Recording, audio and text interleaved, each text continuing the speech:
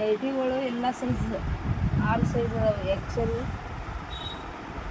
L, M 3 size ಇದೆ ನೋಡಿ. XL size ಅದಾವು ಎಲ್ಲ. ಇದು ಈ ಥರ ಡಿಸೈನ್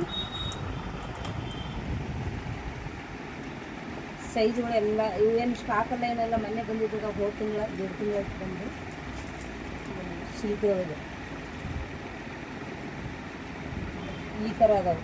ಇದು ರೇಟ್ MRP ಎಷ್ಟು ಅದಂದ್ರೆ 735 ಅದ. MRP ಮೇಲೆ ಎಲ್ಲ 20% ಡಿಸ್ಕೌಂಟ.